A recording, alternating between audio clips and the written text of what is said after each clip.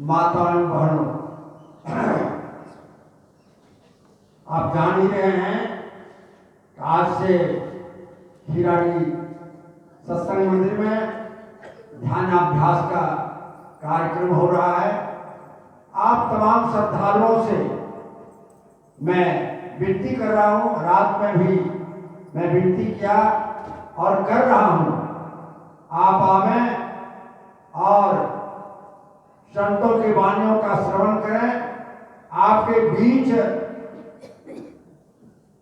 हमारे परम श्रद्धेय स्वामी संदीपानंद जी महाराज पहुंच चुके हैं और आज की सुबह के ग्रंथ के पाठ के आधार पर आप गंभीर ज्ञान को आप श्रवण करेंगे और तब आपको मालूम होगा कि यह ईश्वर की भक्ति, ईश्वर का ज्ञान कैसा कोई ज्ञान है। और संत मत का ज्ञान सारे सदग्रंथों के आधार पर, सारे संतों की वाणियों के आधार पर यह ज्ञान है, यह निचोड़ ज्ञान है। और इस ज्ञान को पाने के लिए आप से निवेदन है, कार्य तो आप जिंदगी भर करते ही रहते हैं, वह फुर्सत का आपको देगा नहीं। जब तक आप उससे छुटकारा नहीं पाएंगे, उसको पकड़े रहेंगे, जकड़े रहेंगे, तो संसार भी आपको जकड़ करके रखेगा और भगवान से दूर रहेगा, दूर रखेगा। इसलिए माताओं बहनों से निवेदन है, ऐसे अमूल्य समय को आप खोएं नहीं, आवे और इसे प्राप्त करें। बोलिए प्रेम से श्री सद्गुरु महाराज की जय।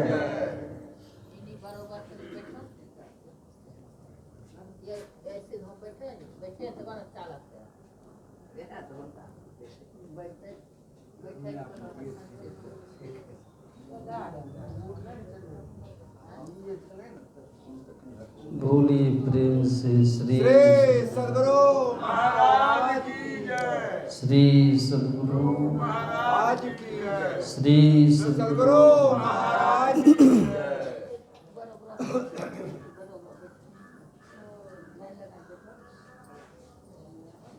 ध्येयं सदा परिभवग्नमभीष्टदोहम् तीर्थास्पदं शिवविरञ्चिनुतं शरण्यं भृत्यार्त्यहं प्रणतपालभवाब्धिपूतं वन्दे महापुरुषते चरणारविन्दम् अखण्डमण्डलाकारं व्याप्तं येन चराचरं तत्पदं दर्शितं येन तस्मै श्री गुरवे नमः। नित्यशुद्धं निराभासं निराकारं निरञ्जनं नित्यबोधं चिदानन्दं गुरुं ब्रह्मं नमाम्यहम्। बोलिए प्रेम से श्री सद्गुरु महाराज की जय। श्री सद्गुरु महाराज की जय। श्री सद्गुरु सद्गुरु महाराज की जय। परमाराध्य सद्गुरु महाराज के युगल पाद पद्मों में कोटि कोटि नमन।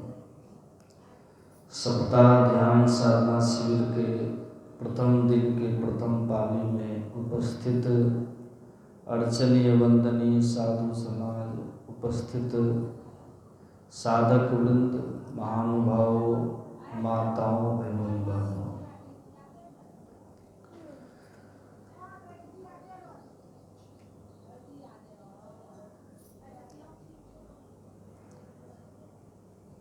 अभी हम लोग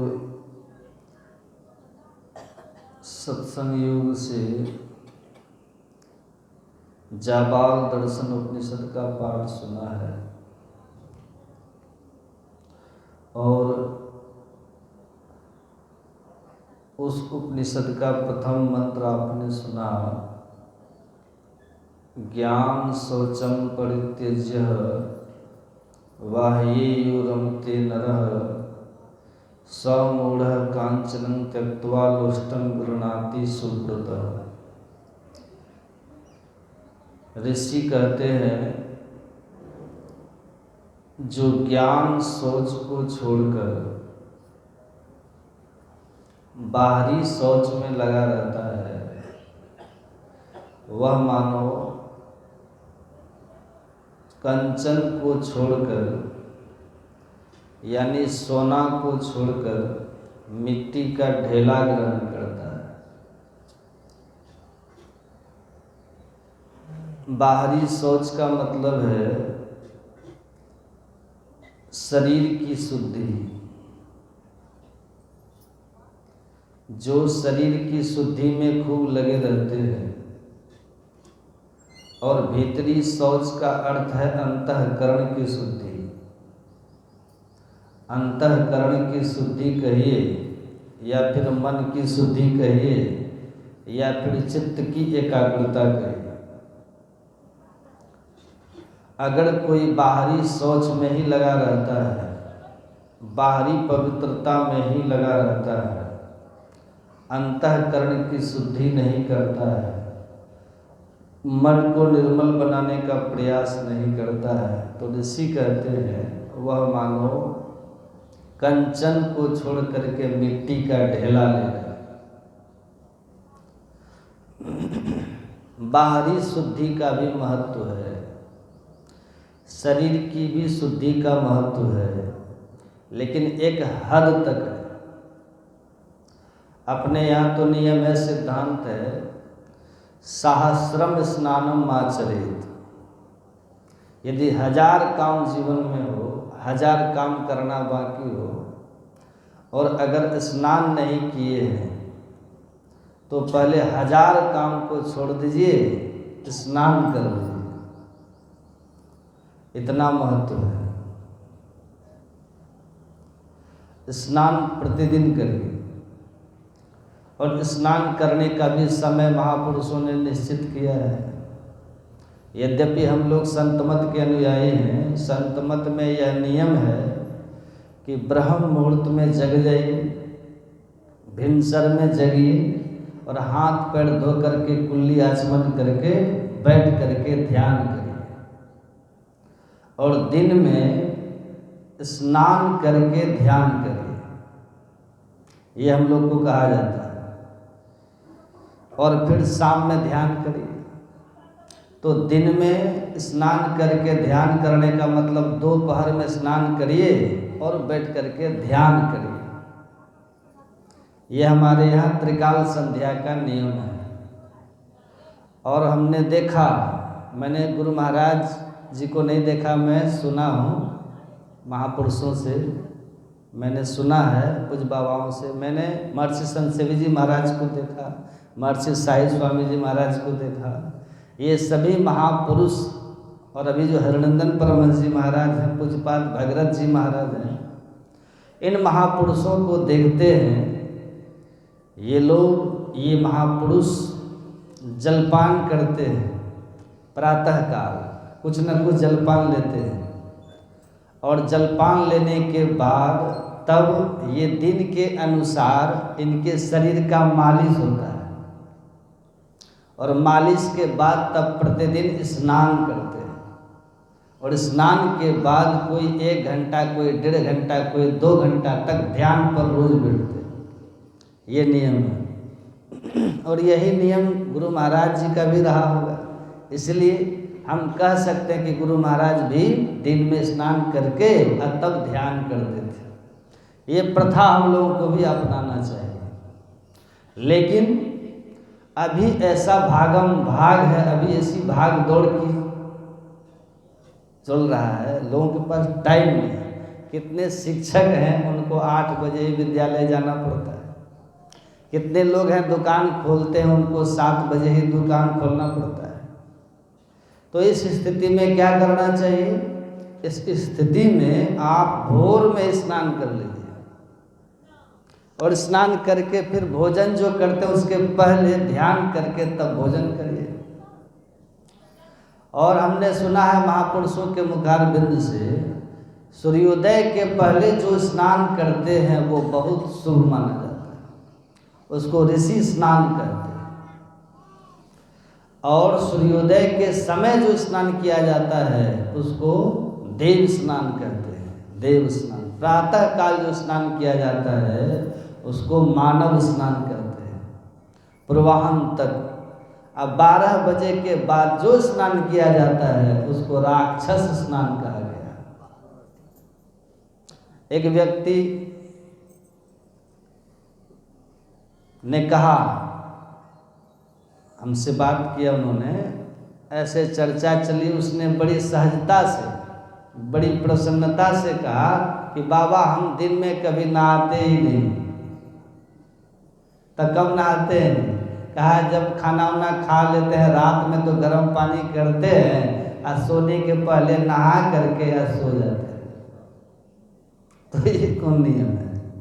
तो लोग अपना अपना गढ़ करके मन गढ़ंत ऐसा करते हैं। नहीं, जो नियम है, तरीका है, या तो आप स्नान जलपान के बाद स्नान करिए, आप फ्री हैं तो फिर बैठ के ध्यान करिए।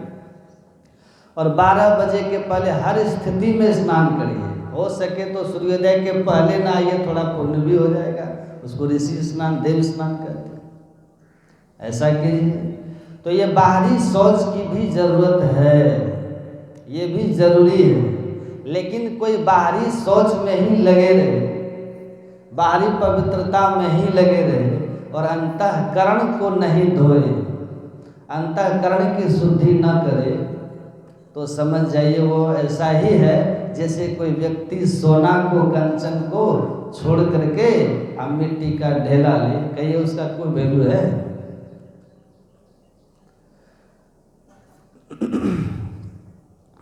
एक हरिद्वार में आश्रम है, बड़ा सुंदर आश्रम है, बड़ा भव्य आश्रम है। तो सर्दी का समय, दिसंबर जनवरी का महीना, तो एक महात्मा संत मत के कहीं से आए तो उसी आश्रम में जा कर के ठहर गए, वहीं रहे। तो वहाँ एक बाबा थे, उनकी बड़ी बड़ी दाढ़ी थी, जटा थी। तो वो लेटरिन जाए, शौचालय जाए ना, और जब भी लेटरिन करने के लिए जाए तो लेटरिन करके आवे और नहा ले। उतनी ठंडी शीतलहरी चल रही थी। हरिद्वार की ठंडी तो आप जानते हैं, एकदम शीतलहरी चलती रहती है। तो जब भी लेटरिन करने के लिए वो जाए, लेटरिन करके आए, स्नान करे और ठंडा ठंडा पानी से नहाए। स्नान करके आए और कपड़ा बदलने के पहले एक बीड़ी लगा करके पिए। तो पूछा उनसे, बाबा आप इतना स्नान क्यों करते हैं? कहा बच्चा नहीं समझता है, लेटरिन रूम में घुसते हैं, कितना गंदा स्थान है, उसमें जाते हैं तो लेटरिन से आने के बाद हम स्नान कर लेते हैं पवित्रता के लिए। तो बोले अच्छा ये बात तो ठीक है बाबा, लेकिन एक बात बताइए, आप लेटरिन रूम में गए, आप पवित्र हो गए, तो पवित्रता के लिए आपने स्नान किया, ये तो आप ठीक किए, लेकिन फिर आपने बीड़ी क्यों पी? अरे बीड़ी नहीं पिएंगे तो ठंडी नहीं लग जाएगी। तो ये कैसा स्नान है? आप बीड़ी पी करके, बीड़ी क्या है? नशा है ना। नशा 5 महापाप में एक महापाप है, झूठ, चोरी, नशा, हिंसा और व्यभिचार। ये महापाप में इसकी गिनती है, नशा। आप तन को धुला रहे हैं, तन को नहला रहे हैं और अंतःकरण को नशा करके गंदा कर रहे हैं, ये कैसी बात है? और यदि आप तन को धोते हैं, अंतःकरण को गंदा कर रहे हैं, ये तो वैसे है, ऋषि कहते हैं जैसे कोई व्यक्ति मिट्टी को ले और सोना को फेंक दे। ये कितनी बड़ी घाटा की बात है, बताइए। कहाँ मिट्टी और कहाँ सोना है, कोई तुलना? है कोई तुलना? मिट्टी का कोई महत्व है? अब मिट्टी में भी मिट्टी एक होती है मुल्तानी मिट्टी, उससे लोग माथा उथा धोते हैं, नहाते भी। वह मिट्टी भी 10 रुपया किलो बिकता है। यदि किसी को दस्त हो या कहीं नाक से कान से खून बहे तो मुल्तानी मिट्टी को लीजिए 1 चम्मच और आधा गिलास पानी में उसको फुला दीजिए, 1 घंटा छोड़ दीजिए। 1 घंटा के बाद उस पानी को निकाल करके पी लीजिए, कितना भी खून बह रहा हो कहीं से भी तुरंत बंद कर देता है। ये चमत्कार हमने देखा है उसका। एक बार नाक से खून बह रहा था मेरा, दवाई खाए क्या क्या किए लेकिन नहीं हुआ। फिर हमने सर्च किया गूगल में, महात्माओं से भी सुना कि अच्छा है, तो उसको फुला करके हमने पिया। ये तो बड़ा सस्ता है, बगल में दुकान थी, 10 रुपये में 1 किलो मिला। तो उसको थोड़ा सा फुला करके गिलास में 1 घंटा तक छोड़ के फिर छान के अब पिए। जैसे पिए सब खून बंद हो गया। चमत्कार है। तो मिट्टी का भी महत्व है, इतना तो है, कुछ महत्व तो जरूर है। इसी तरह से बाहरी शौच का कुछ महत्व तो जरूर है। स्नान करना बहुत जरूरी है, पवित्रता से रहना बहुत जरूरी है। इसको कहते हैं शुच्याचार। क्या कहते हैं? इसको कहते हैं शुच्याचार। शुचि मतलब पवित्र, आचार मतलब व्यवहार, पवित्र व्यवहार, ये जरूरी है। और अंतःकरण की शुद्धि हो उसको कहते हैं सदाचार। हमारे गुरु महाराज क्या लिखते हैं पदावली में? अभी सुने नहीं? क्या सुने? सदाचार का पालना आचार में ही क्या। हम सदाचार का पालन नहीं करते, झूठ बोलना नहीं छोड़ते, चोरी करना नहीं छोड़ते, नशा हिंसा पे विचार नहीं छोड़ रहे हैं। अब बाहर हम शरीर को धुलाते रहते हैं, शुद्ध करते रहते हैं। तो हमारे गुरु महाराज कहते हैं सदाचार का पालना आचार में ही क्या। ये तरह तरह का आचार करते हैं, शुच्याचार करते हैं, लेकिन सदाचार नहीं करते, तो फिर इसका क्या वैल्यू है, क्या महत्व है? तो ये बाहरी शुद्धि भी जरूरी है, इसका महत्व है, लेकिन इससे कई गुना ज्यादा महत्व है अंतःकरण की शुद्धि। अब सुनिएगा, यही बात ऋषि कह रहे थे, बहुत बड़ी बात कह रहे हैं। ऋषि कहते हैं जो ज्ञान सोच को छोड़ देता है, ज्ञान सोच को करना चाहिए, इसका मतलब यही ना हुआ। अच्छा, ज्ञान शौच का अर्थ क्या होता है? शौच मतलब पवित्रता, अज्ञान मतलब ज्ञान, मतलब जानना। हम ज्ञान से सफाई करें, हम ज्ञान से धोएं। आप लोग सुने होंगे, एक प्रश्न पहले गाता था भजन में, जल से पतला कौन है कौन काजल से काली। तो क्या कहते थे भजन में? जल से पतला कौन है? कौन है? जल से पतला ज्ञान है। जल बहुत पतला है, अगर आपको कहीं गंदगी लगी हो शरीर में ना, तो किससे धोइएगा? जल से धोते हैं ना। कहीं मिट्टी लग जाए, कहीं गंदगी लग जाए, कोई विष्ठा लग जाए, थूक खखार कहीं लग जाए, कोई गंदगी कोई मैल लग जाए, तो उसको धोने के लिए क्या करते हैं? हम जल का प्रयोग करते हैं। लेकिन कल्पना कीजिए, हम बाहर तो जल से धो लेते हैं, लेकिन क्या हमारे भीतर तक जल पहुंचेगा? क्या पहुंचेगा? जल पहुंचेगा भीतर? अभी बड़े बड़े हठ योगी बाबा को देखिएगा, वो लोग अतड़ी को भी धोता है। अतड़ी को निकाल करके योग क्रिया से, और तब उसको गंगा जल से साफ करके फिर सेट कर लेता है। तो क्या इससे भीतर शुद्ध हो गया? अतड़ी भी बाहर ही है, अतड़ी भी बाहर ही अंग कहलाता है, बाहरी अंग। जल है, लेकिन जल, अच्छा अभी आपने पाठ में क्या सुना? जो ध्यान से सुने होंगे पाठ में, ऋषि कहते हैं कि चित्त मंतरगतम दुष्टम तीर्थ स्नानेर न शुद्ध्यति सत्सोपी जलेर धोतम सुरा भांडम इवासुचि। ऋषि कहते हैं भीतर में जो रहने वाला चित्त है, दूषित चित्त है, मलिन चित्त है, ये तीर्थ स्नान से ऐसे ही नहीं पवित्र होता है, यह ऐसे ही नहीं धुलता है जैसे मदिरा के पात्र को आप कितना भी धोइए उसके भीतर की बदबू जाएगी क्या? नहीं जाती है। गंगा जल से कितना भी धोइए मदिरा के पात्र को, बदबू नहीं जाएगी, उसकी बदबू रह ही जाती है। ऐसे ही ऋषि कहते हैं ये जो भीतर में चित्त है, अंतःकरण जो हमारा है, ये तीर्थों के जल से, तीर्थ स्नान से कभी पवित्र नहीं होता है। क्यों पवित्र नहीं होता है? इसलिए कि जल है स्थूल और हमारा चित्त कैसा है? सूक्ष्म है।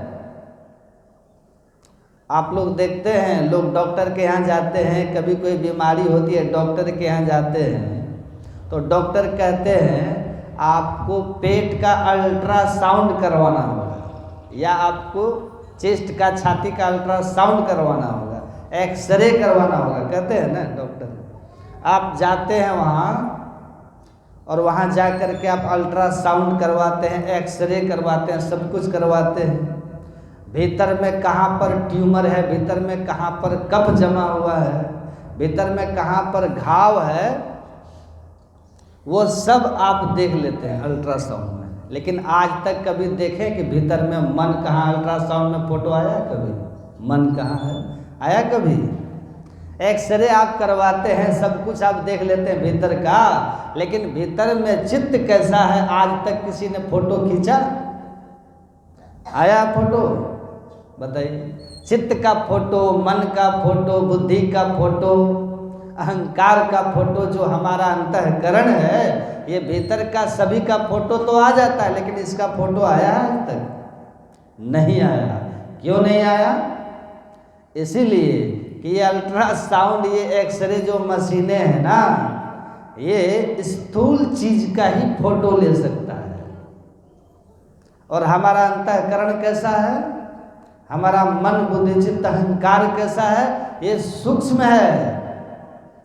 अब विचार कीजिए, जब अल्ट्रासाउंड का जो उनकी जो किरण है, एक्सरे जो है, रे है, जो किरण है, जब वो हमारे मन को, बुद्धि को कैच नहीं कर सकता, पकड़ नहीं सकता, तो क्या जल वहां तक पहुंच जाएगा? समझ रहे हैं बात? पहुंचेगा वहां तक जल? सत्संग में खूब मुड़ी हिला देते हैं, आज समय आता है सत्संग ध्यान छोड़ के चल देते हैं गंगा स्नान कर। ऐसा होता है कि नहीं? सत्संग सुनने के क्रम में खूब माथा हिलाएंगे, नहीं बाबा ठीक कह रहे हैं, गंगा जल क्या भीतर में मन के पास पहुंचेगा। लेकिन सत्संग चल रहा है, ध्यानाभ्यास चल रहा है, हमको ये भी कहते हैं कि बाबा परसों हम जाएंगे कुप्पा घाट, बरारी गंगा स्नान करते। तो वही आदमी है जो सत्संग में मुड़ी हिला रहा था। और लोग कहते हैं गंगा स्नान जाएंगे सत्संग ज्ञान छोड़ करके। तो कुप्पा घाट में जब हम रहते हैं ना, तो लोग आते हैं दूर दूर से, कहीं कहीं से आते हैं, बहुत लोग आते रहते कुप्पा घाट आश्रम में। तो हम पूछते कहाँ से आए हैं, कहाँ आए हैं? तो लोग कहते हैं कि बाबा आए हैं गंगा स्नान करने। हमने कहा इधर किधर आ गए? कहा हम आ गए टाइम पास करने के लिए। इधर गंगा स्नान कर लिए, और गंगा स्नान करने के बाद समय बचा, सोचे कि थोड़ा कुप्पा घाट भी थोड़ा घूम ही लेते हैं। अब मेन काम क्या था? गंगा स्नान। देखिए अपने यहाँ गंगा को देव नदी कहा गया। हर एक संप्रदाय में एक न एक नदी है ना? उधर जमजम नदी है, उधर जार्डन नदी है ईसाइयों का। ऐसे हम लोगों को गंगा, हम लोगों के यहाँ गंगा नदी है, पर इसको देव नदी कहा गया है। इसकी महिमा है। महत्ता है इसकी गंगा की, लेकिन इतनी भी महत्ता नहीं है कि हमारे अंतःकरण को इसका जल धो दे। नहीं धो सकता, क्योंकि जल स्थूल है ना, जल स्थूल है, और स्थूल जल सूक्ष्म को कैसे धो सकता है? वही ऋषि कहते हैं कि चित्तम अंतर्गतम दुष्टम तीर्थ स्नान रण शुद्ध्यति सत्सोपि जलेर दौतम सुरा भांडम विवासी। जैसे मदिरा के पात्र को आप कितना भी गंगा जल में डुबाइए, पर उसकी जो बदबू उसमें लगी है, चिपकी है ना, वो नहीं धुलती, वो नहीं धुलती। ऐसे ही हमारे भीतर जो अज्ञान चिपका हुआ है, हमारे भीतर जो खडविकार चिपका हुआ है, हमारे भीतर जो पंच विषय चिपका हुआ है, वो इस जलों से साफ होने वाला नहीं है। अब गीता का 3रा अध्याय पढ़िएगा। 3रा अध्याय में भगवान श्री कृष्ण कहते हैं अर्जुन से कि अर्जुन, काम ऐसा क्रोध ऐसा रजोगुण समद्भव। भगवान श्री कृष्ण कहते हैं, हे अर्जुन, 3 गुणों में रजोगुण, तमोगुण, सतोगुण, तो ये रजोगुण जो है हमारे भीतर 3 गुण काम कर रहा है। हमारे भीतर जो रजोगुण है, तो भगवान श्री कृष्ण कहते हैं, अर्जुन, इसी रजोगुण से काम और क्रोध उत्पन्न होता है। ध्यान से सुनिएगा, काम क्रोध उत्पन्न होता है रजोगुण से। अब भगवान कहते हैं, इसी काम क्रोध अथवा कामनाओं के द्वारा भगवान कहते हैं इस जीव का ज्ञान ढक गया है और अज्ञान हो गया। कैसे हो गया है? उदाहरण देकर के भगवान समझा रहे हैं। भगवान कहते हैं, धूमे नावड़ी यते वहनिर यथा दर्शो मलेन च यथोन बेना वृत्तो गर्भस तथा तेने दमावृतम। 3 उदाहरण भगवान श्री कृष्ण ने दिया। हमारा जो, देखिए, आप पढ़िएगा रामायण को, ये जीव कैसा है, आप और हम कैसे हैं। तुलसीदास जी महाराज लिखते हैं रामायण में, चेतन अमल असहज सुख राशि ईश्वर अंश जीव अविनाशी। चेतन है हम। अचेतन का मतलब क्या होता है? ज्ञान स्वरूप। चेतन का मतलब होता है ज्ञान स्वरूप। एक होता है जड़, एक होता है चेतन। जड़ उसको कहते हैं जिसमें कोई ज्ञान न हो, उसको कहते हैं जड़। चेतन किसको कहते हैं? जिसमें सब तरह का ज्ञान हो, उसको कहते हैं चेतन। तो हम कैसे हैं? हम हैं ज्ञान स्वरूप। और हम कैसे हैं? तो अमल। अमल का मतलब क्या होता है? मल रहित, मतलब बिल्कुल पवित्र हैं हम, और सुख की राशि हैं हम ऐसे। और भी पढ़िएगा तुलसीदास जी की वाणी। तुलसीदास जी महाराज कहते हैं, निर्मल निरामय एक रस तेहि हरस शोक न व्यापई। हम हर्ष शोक से, हर्ष शोक से रहित हैं। हम आनंद स्वरूप है जीवात्मा। हम ऐसे, हम हैं ऐसे, हम ज्ञान स्वरूप हैं, हम पवित्र हैं। लेकिन हुआ है क्या? वही भगवान श्री कृष्ण कहते हैं, उदाहरण देकर समझाते हैं, ध्यान से सुनिएगा। भगवान श्री कृष्ण कहते हैं, अर्जुन, धूमे नावड़ी यते वहनिर। वहनी कहते हैं अग्नि को, और धूम मतलब धुआं। भगवान कहते हैं जैसे धुआं से अग्नि ढक जाती है, धुआं से, जैसे धुआं से अग्नि ढक जाती है।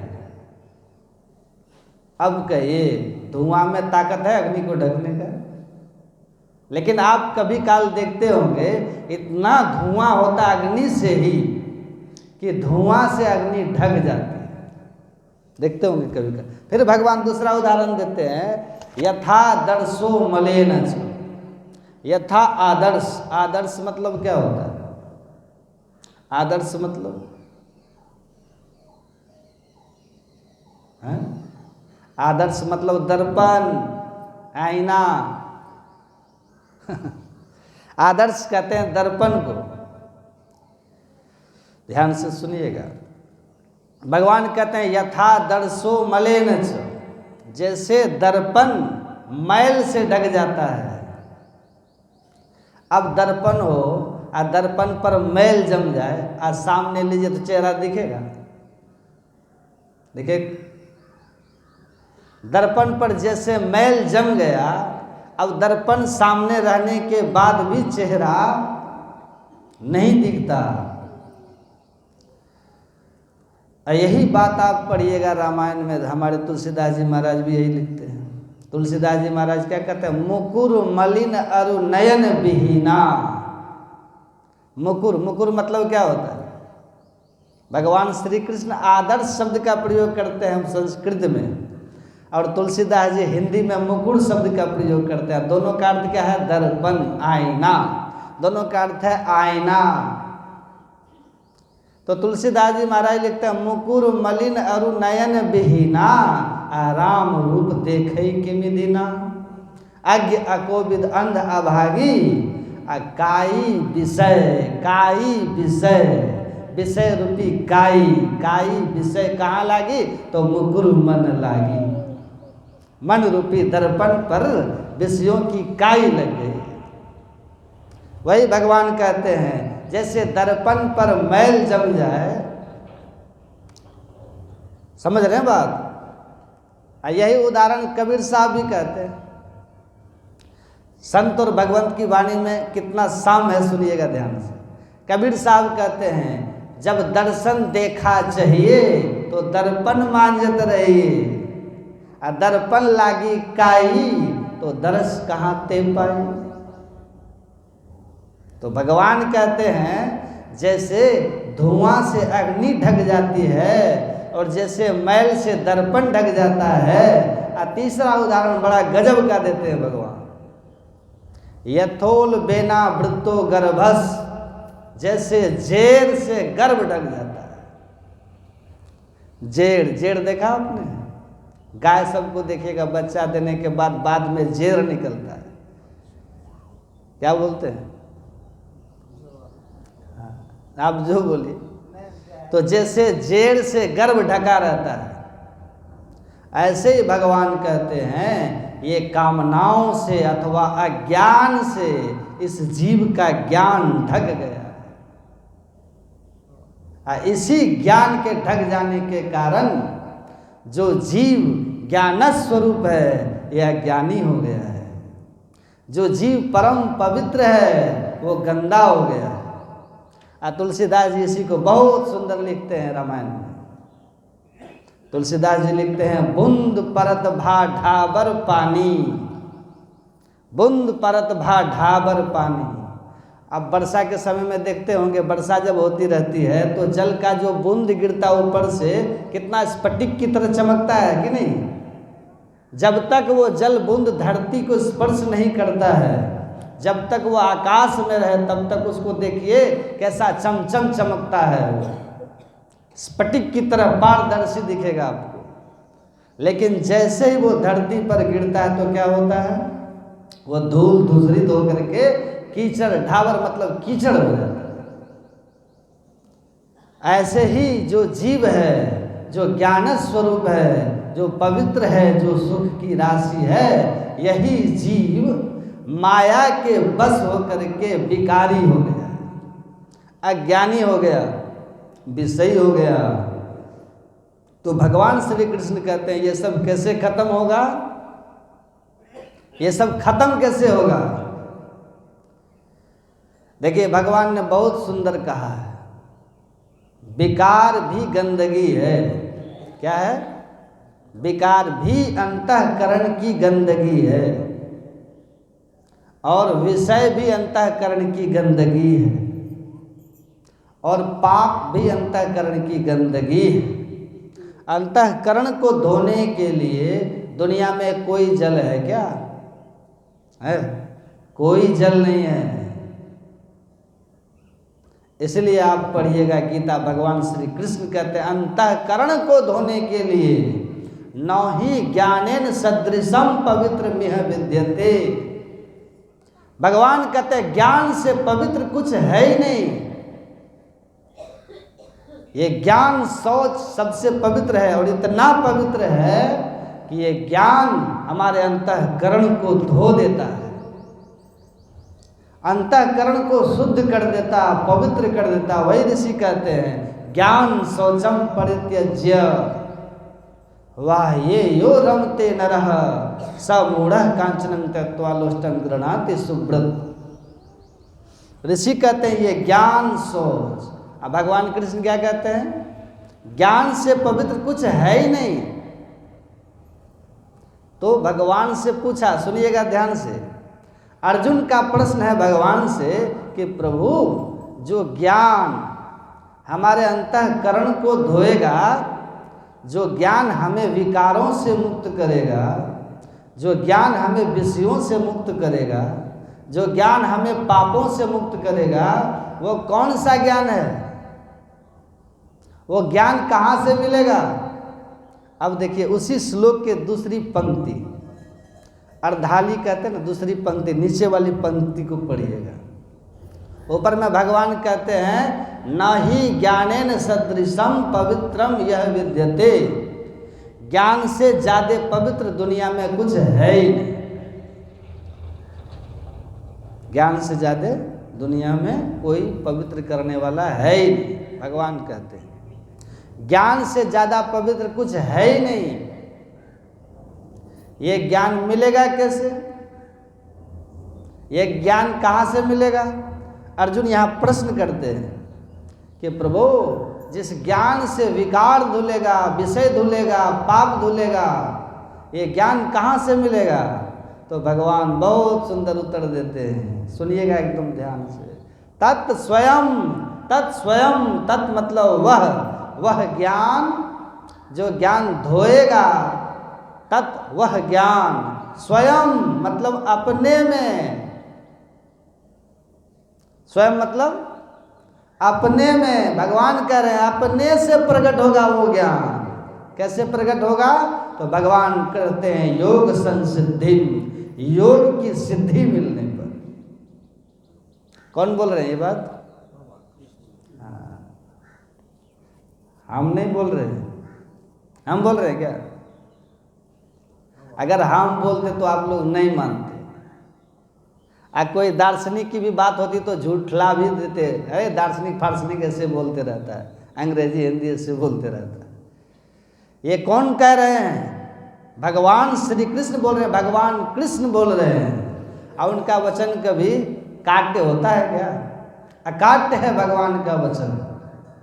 भगवान कहते हैं वह ज्ञान जो पवित्रता देगा, जो निर्मलता देगा, जो विकारों से, विषयों से, पापों से बचाएगा, भगवान कहते हैं वह ज्ञान तत् स्वयं।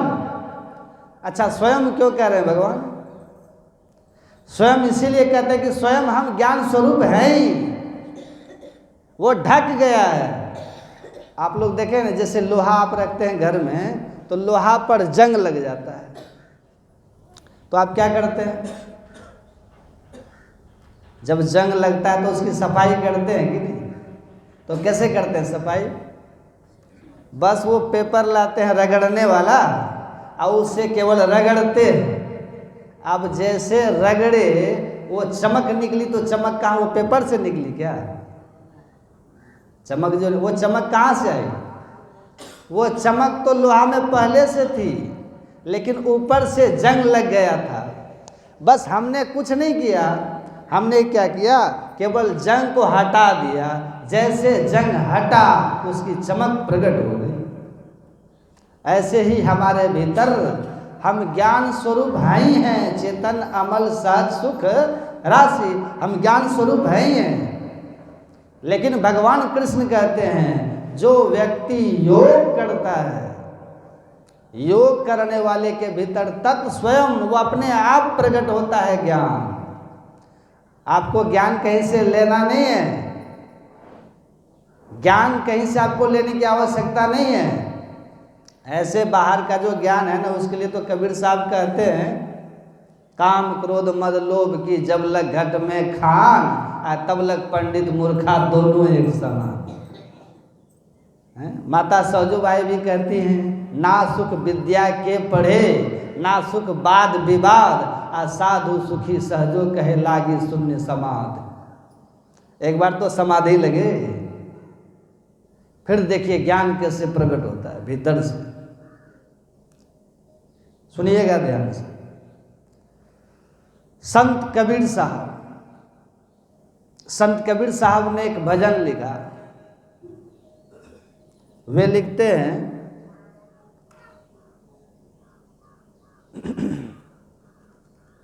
संत कबीर साहब लिखते हैं, कोई देखो लोगो